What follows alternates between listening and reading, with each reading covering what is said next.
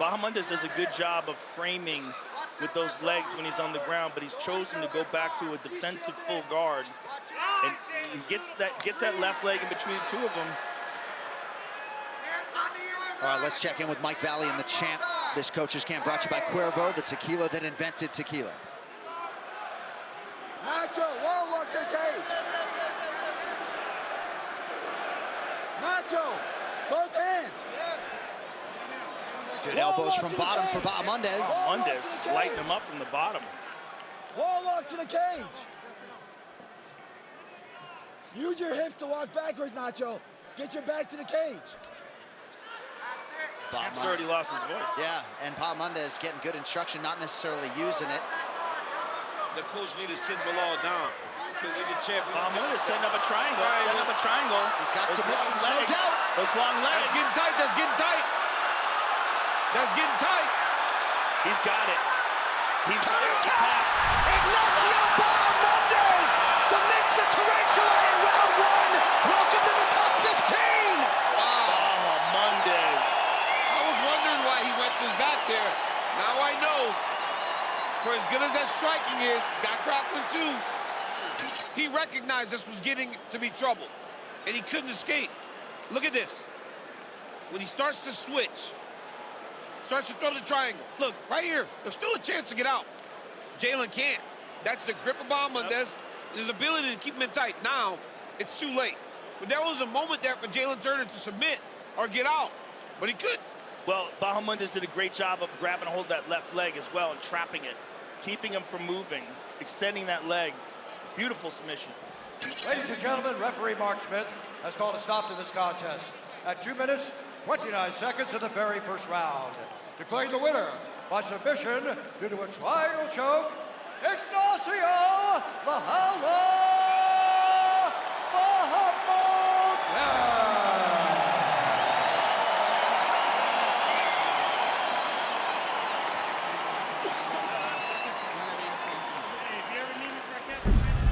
Good left hand by Basel right off the bat.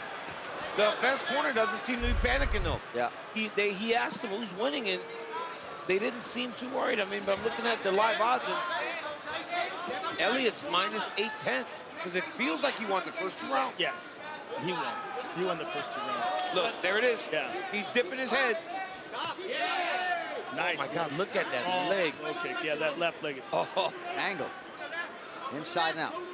His calf is destroyed. Oh! Now his face might be too. Oban Elliot with a massive right. Oh, wow. That'll do it. Oban Elliot continues to shine. He went out, and then he woke up, and then he went out again.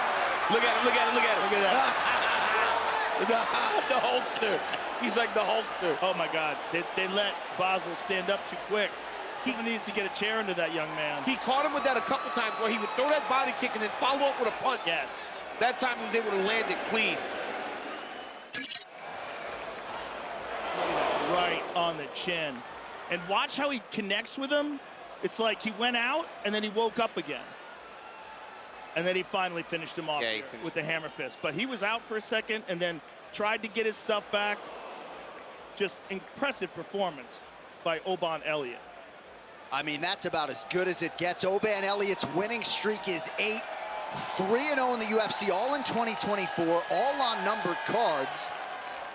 And I think at times he's almost been pleasantly surprised when they call his number for these huge pay-per-view events, and maybe that dude's on the main card come next year. Absolutely, but why wouldn't you? Because he looked better than he even did in the first fight, and that's Basel trying to get up. He's all battered and bruised, realizing that he got knocked out. Look at Oban Elliot. Look, he's like, this guy's got some personality, man, and some swagger. Ladies and gentlemen, referee Mark Arnold has called a stop to this contest at 40 seconds of the third round. Declaring the winner by knockout, Oban, the Welsh Gangster, Elliott. Great position. And still pouring it on slow instead of rushing. Now he busted him up, and now he's looking to choke him out. It's under the neck. Oh, Duraev still grimacing, does not want to tap. Instead, he'll try to punch his way out. I think Duraev There's ready some to go to space. sleep. Yeah, there's some space in there, though. There's a lot more time for Park to work this one. Instead, he lets it go. How about Duraev ripping it out? Oh, now he's down. Now he's in trouble. Man, Duraev's doing a really good job of controlling the choke hand. He's taking the hand over the top, not allowing him to lock that lock behind his back.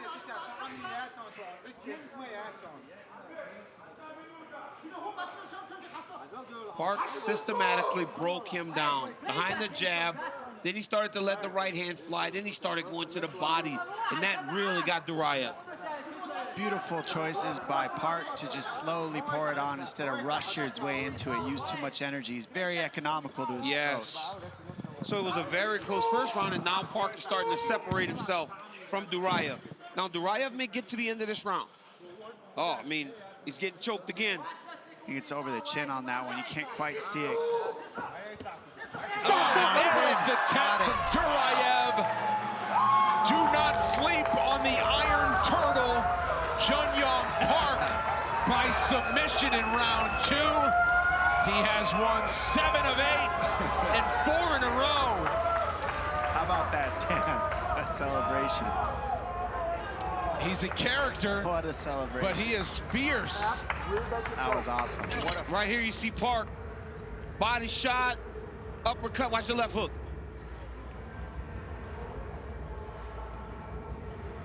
Elbow, left hook, knocks him down, drops him. Nasty by Jun-Young Park. 20 seconds left, right? He's tried to choke Duraev multiple times. Duraev was able to get him on his back. This time he had him flat. So all that pressure with the hips going down, pressuring back into his back, Duraev panic taps to get out of there. Great performance by Jun-Young Park. Ladies and gentlemen, the rear naked choke submission comes officially 4 minutes, 45 seconds. Round number 2 for your winner, the Iron Turtle, Jun-Young Park.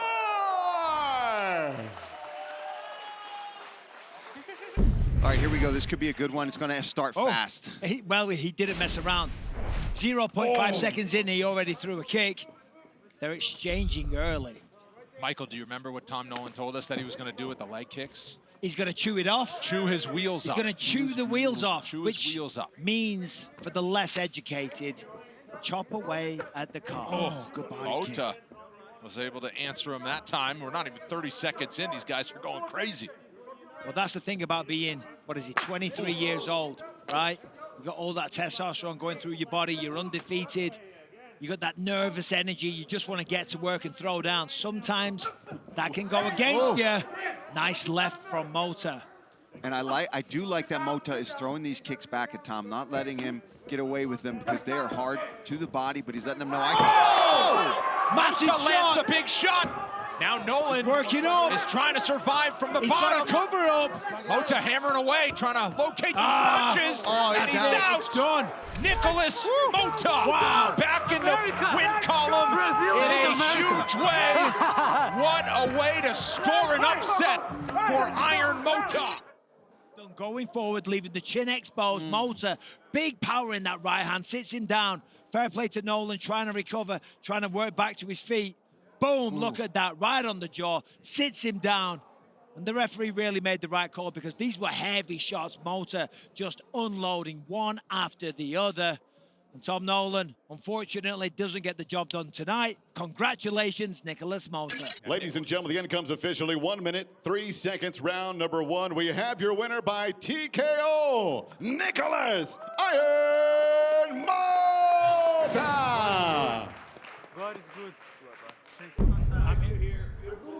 That comes with more experience, I believe. Like position over submission is generally what you start with, and then as you excel, you start adding more and more damage to your fight repertoire. Once you start understanding the positions, right? When they start to get up, knowing where they're going, you'll take more chances, recognizing that you can still recover.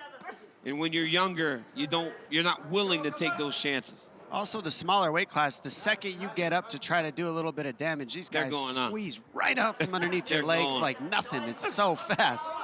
So you got to really be careful with your decision-making in these top positions. And we're seeing from Tagir in all his fights, he's an expert at that because he always keeps these positions. He can go guillotine here. Look, high elbow guillotine. That's deep, and he ain't going anywhere. He is locked in there. Elbow is sky high. That is deep, and that is pretty much in. Yeah. He's gonna put him to sleep now. Yeah, he's gonna. Wow, if he stays in there. No, he's not getting out of it. Oh, and there's the tap on the far side. It's a tap out in the first round for Tagir Ulanbekov. Back in the win column in a big way.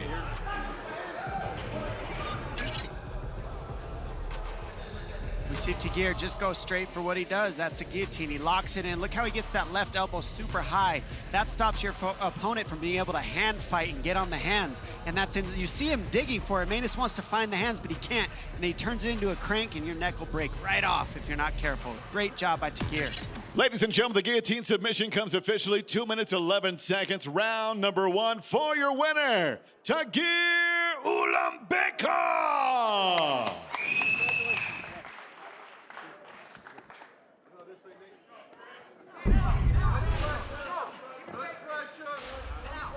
All right, it's round number 2. Nazim Sadykhov dealt with the ground control of Terrence McKinney, and now he's firing big combinations. And that's what Sadykhov is definitely going to be in his face the whole time. McKinney changes levels. Sadykhov does a great job of defending. You can tell McKinney does not like the pressure, and he doesn't like the power of Sadykhov. That's why he's forcing so much wrestling. Well, I think it was a good choice because he was getting his back up against the fence where he said he didn't want to be. So how do you relieve that pressure? You take a shot. Yep. Create some grappling scrambles. At least your head's not up against the fence. But this is not how he wanted that scramble to end. Sadykhov reverses into full mount. Oh, he's got that choke in because he had his arm trapped. Oh, and McKinney's got his arm, he's got his arm trapped. That's in. He can't even defend with that arm. arm. And there is the tap. The Black Wolf, Nazim Sadykhov, turning the tables on Terrence McKinney. It'll be a tap-out victory in round 2. Longo did an amazing job getting in his head and telling him, you got to get aggressive. And look how aggressive he got. Straight to the takedown. Look at his arms trapped behind his back, so that allows the choke to go right in. And there's just no defense with one arm. That's the ideal way you want to take somebody's back, is trap the arm. I guarantee you McKinney didn't want it to be that way. It just kind of ended that way in the scramble. Ladies and gentlemen, the rear naked choke submission comes officially 1 minute, 7 seconds of round number 2 for your winner, Nazim Black Wolf Sadykhov. Alexander getting a little bit stagnant down here. I mean, that credit to Grad for doing that to him. It's not just him hanging out here. He is trying to be active, trying to twist his hips. Back and mount. And just wearing on the gas tank of Alexander. And we know Grad, he's not going anywhere. He's not going to fatigue. Oh, that was thudding elbow. Yeah, right through the middle. I'm surprised he's not gushing blood right now. And now we've got to consider maybe the weight management of Lucas Alexander. Missed by 2.5 pounds. Was he really, really struggling? I would imagine yes. What has he got left? Oh my goodness. Bogdan Grad is starting to take this fight over here. He's going to be asking him a lot of questions now. Starting to go one direction here. Get out there, Lucas. I know Lucas Alexander's worried about these strikes, but he's got to address this mount first, because if Bogdan Grad stays in this position, he's just going to keep landing shots. He might need to give up his back to get his knees underneath of him. Absolutely, or just, it's going to be over. Pop back. He's got to fight back or it's over. And it's a debut win for Bogdan Grad. You good? What a fight. I mean, he overcame so much adversity in that short fight. There were moments where it did not look good for him, and he absolutely came back. Yeah, Bogdan Grad just tough as nails. Beautiful overhand right here, follows it through, is able to get Alexander on his back, and that's where he really shined in this fight. Full mount, raining down heavy, heavy shots. I believe this was this is the very end of the fight. I mean, this is one-way traffic. Referee standing right there. Only a matter of time. Lucas just did not have any answers at this point. He was trying so hard earlier to get out of this mount, but Grad just vicious. He saw the ending on its way, and he brought it. Ladies and gentlemen, the end comes officially 4 minutes, 22 seconds of round number 2. Referee Kerry Hantley puts a halt to the fight for your winner by TKO, the Unleashed Bogdan